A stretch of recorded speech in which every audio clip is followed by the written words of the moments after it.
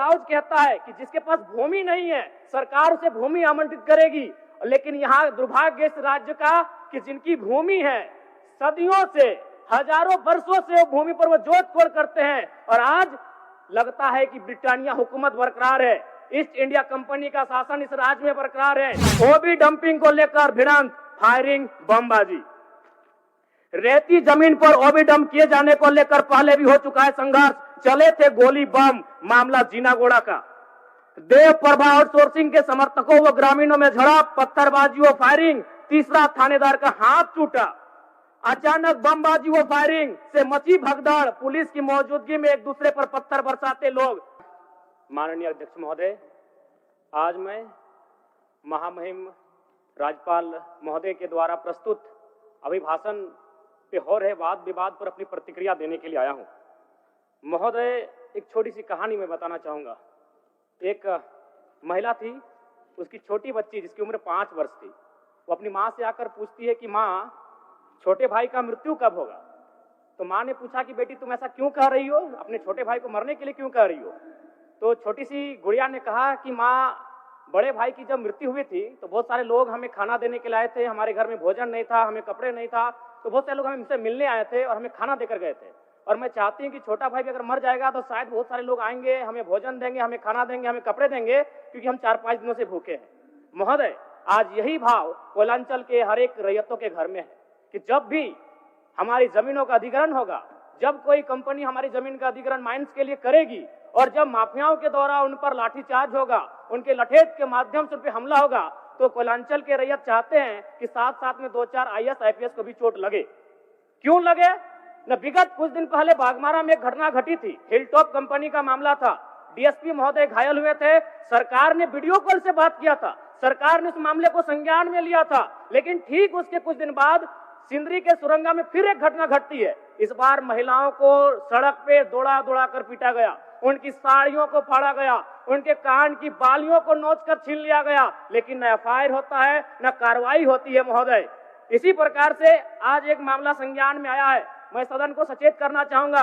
ये मामला मांडू का है। महोदय, मांडू के प्रभावित गांव बसंतपुर, पचड़ा, कोतरे, बालमहुआ, हुरदाग, रहवान, पचमो, इचाकडी, बरगैया, ठोठाटा, लइयो, दनिया, यहाँ एक कंपनी है, उस कंपनी का नाम है पावर मेक लिमिटेड और उसकी सहयोगी कंपनी अमर इंडिया लिमिटेड। इनके माध्यम से खनन का कार्य होना है। अध्यक्ष महोदय, विगत 2-3 दिनों से लगभग 500 की संख्या में महिलाएं धरने पर बैठी हैं। ये मामला मैं सरकार को आपके माध्यम से संज्ञान में देना चाहता हूं। अगर सरकार संवेदनशील है, क्योंकि लॉ एंड ऑर्डर की बात करती है, ये सामाजिक न्याय की बात करती है, विधि कानून की बात करती है, तो भारतीय संविधान आर्टिकल 14 कानून के समय सबको बराबरी की बात करता है। एक DSP घायल हुए, आपने लॉ एंड ऑर्डर को हाथ में लिया, DIG IG ने मार्च किया, DSP ने संज्ञान में लिया, DC घटनास्थल पर गई, लेकिन जब ग्रामीणों को पीटा जाता है, जब ग्रामीणों की जमीनों को जबरन लिया जाता है, कानून अपनी प्रतिक्रिया क्यों नहीं देता? अध्यक्ष महोदय, इसलिए मैं एक गंभीर मामला आपके संज्ञान में देना चाहता हूं।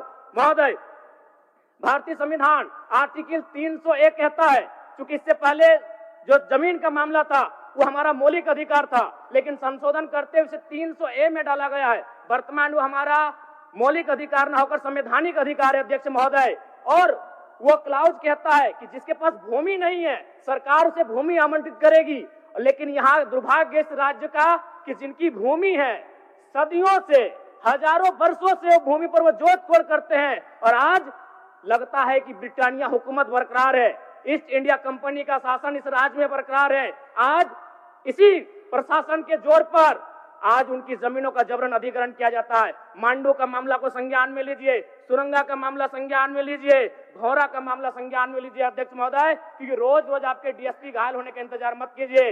विधि के समक्ष अगर सब बराबर हैं तो रैयतों को भी जान जाती है, रैयतों को भी चोट लगता है। इस मामले को संज्ञान में लेंगे। महोदय, मैं आगे कहना चाहूंगा, अभी वरिष्ठ नेता ने कहा लॉ एंड ऑर्डर, मैं मानता हूं कि लॉ एंड ऑर्डर आपका है, लेकिन कहां है अध्यक्ष महोदय? गांवों में, खेतों में, खलिहानों में, बालू और कोयला के खदानों में, माफियाओं की जेब में आपका लॉ एंड ऑर्डर है। महोदय, मैं पढ़ के बताना चाहूंगा, ओबी डंपिंग को लेकर भिड़ंत, फायरिंग, बमबाजी।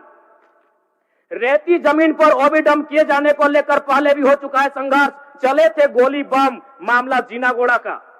देव प्रभा आउटसोर्सिंग के समर्थकों व ग्रामीणों में झड़प, पत्थरबाजी व फायरिंग, तीसरा थानेदार का हाथ टूटा।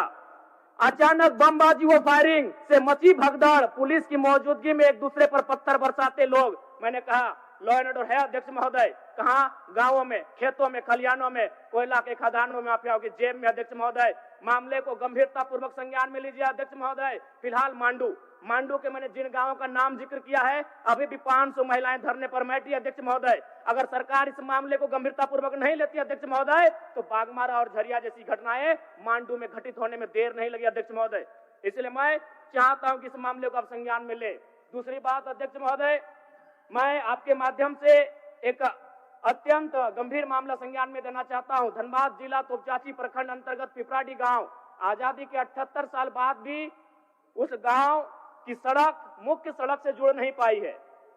उनका मामला आता है अभयारण्य भूमि, सेंचुरी का भूमि का मामला संज्ञान में आता है। अध्यक्ष महोदय, मैं सदन के माध्यम से सरकार से पूछना चाहता हूं कि पारासनाथ पहाड़ में सड़क बन सकता है तो पिपराडी गांव में क्यों नहीं बन सकता है अध्यक्ष महोदय? पारासनाथ पहाड़ में जिन लोगों की सड़क की जरूरत थी अध्यक्ष महोदय, चूंकि वह धनी लोग थे, वो संपन्न लोग थे, इसलिए पारासनाथ के पहाड़ में जो कि सेंचुरी अभयारण्य है, सड़क चली गई, लेकिन पिपराडी गांव सड़क नहीं जा पा रही अध्यक्ष महोदय। ये तोपचाची प्रखंड का मामला है, इसे संज्ञान में लेंगे। दूसरी बात अध्यक्ष महोदय, जो विषय मैंने कहा 300A में स्पष्ट है कि राज्य अपनी विधायकी शक्ति का उपयोग करके संपत्ति के अधिकारों को सीमित, कम या बदल कर सकता है। इसलिए आपसे आग्रह होगा, जो भी मामले भूमि संबंधित खासकर खनन क्षेत्रों से आते हैं, उसके लिए आप एक पोर्टल बनाए अध्यक्ष महोदय, एक शिकायत पत्रिका बनाए अध्यक्ष महोदय, क्योंकि मामला बहुत ही हिंसक रूप धारण कर लेता है। मैं उस क्षेत्र से आता हूं, मैं कोयलांचल के क्षेत्र से आता हूं अध्यक्ष महोदय। मैं रोज बमबारी, गोली, तमाम घटनाओं को देखता हूं, सुनता हूं अध्यक्ष महोदय, और आम व्यक्ति की कहीं सुनी नहीं जाती है। इसलिए आपके माध्यम से सरकार से मेरा आग्रह होगा, ऐसे विषयों पर सरकार गंभीर रहे। अगर गंभीर नहीं रहती है तो अप्रिय और अनहोनी घटना होने में देर नहीं लगी अध्यक्ष महोदय। धन्यवाद अध्यक्ष महोदय, बहुत बहुत धन्यवाद। माननीय सदस्य।